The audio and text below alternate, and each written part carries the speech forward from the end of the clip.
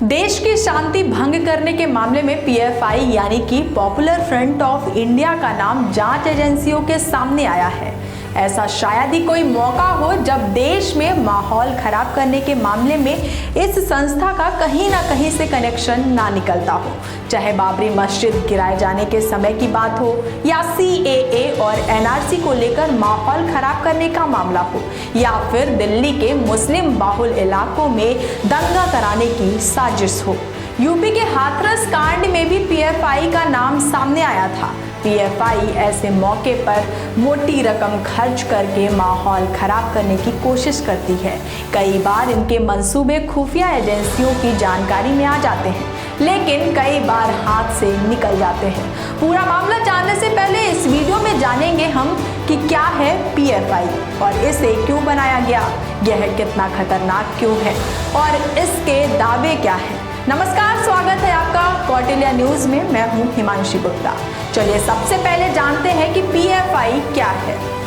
PFI Kerala से संचालित होने वाला एक कट्टर इस्लामिक संगठन है। पीएफआई की स्थापना 1993 में बने नेशनल डेमोक्रेटिक फ्रंट से निकलकर हुई है। 1992 में बाबरी मस्जिद ढहने के बाद नेशनल डेमोक्रेटिक फ्रंट नाम से एक संगठन बना था। एनआईए के मुताबिक 92 में बाबरी मस्जिद ढहने के बाद केरल कट्टर इस्लामिक संगठनों का पनाहगाह बन गया।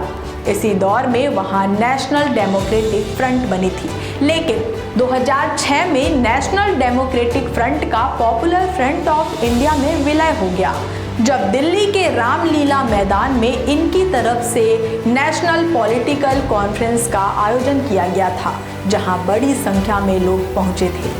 केरल में पीएफआई की मजबूत स्थिति है। हालांकि वो पूरे देश में फैले हुए हैं, लेकिन फिलहाल इसका मुख्यालय दिल्ली के शाहीन बाग में बताया जा रहा है। शाहीन बाग वो इलाका है जहां पर सीएए और एनआरसी के विरोध में पूरे देश में 100 दिन तक सबसे लंबा आंदोलन चला था। एनआईए के मुताबिक देश के 23 राज्यों में पीएफआई की पैठ है। केरल और कर्नाटक में इन्होंने अपने राजनीतिक संपर्क भी बना लिए हैं। पीएफआई का दावा है कि वो मुस्लिम समुदाय की भलाई के लिए काम करती है। इनका कहना है कि ये मुसलमानों के हक और अधिकार की आवाज को बुलंद करती है। हालांकि असलियत ठीक इसके विपरीत है। हाल ही में टेरर फंडिंग मामले को लेकर देश भर में एनआईए और ईडी की छापेमारी चल रही है। इसी बीच दिल्ली से एक बड़ी बात सामने निकल कर आई है, जहां पीएफआई के राष्ट्रीय अध्यक्ष ओमर सलाम और दिल्ली हेड परवेज अहमद को गिरफ्तार किया गया है। इसके अलावा पीएफआई के राष्ट्रीय सचिव वीपी नजरुद्दीन को भी हिरासत में लिया गया है। बता दें कि एनआईए देश के कई राज्यों में छापेमार कार्रवाई कर रही है। अधिकारियों के मुताबिक छापेमारी के दौरान एनआईए और ईडी ने आतंकियों का कथित तौर पर समर्थन करने के आरोप में पीएफआई के लगभग 100 से ज्यादा कार्यकर्ताओं को हिरासत में लिया है। छापेमारी मुख्यतः दक्षिण भारत में की जा रही है और बता दें कि एनआईए ने इसे अब तक का सबसे बड़ा जांच अभियान करार दिया है।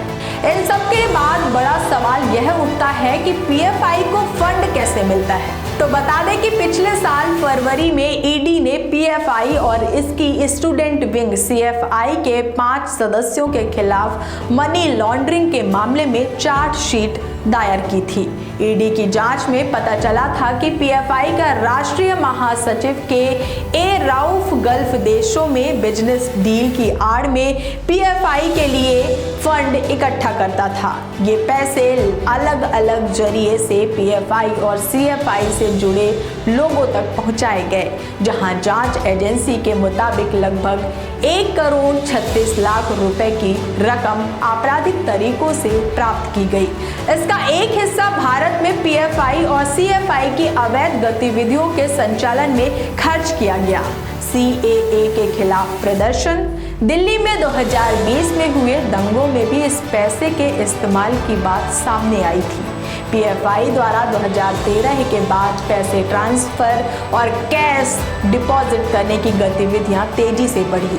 यानी कि जांच एजेंसी के मुताबिक भारत में पीएफआई तक हवाला के जरिए पैसा आता है।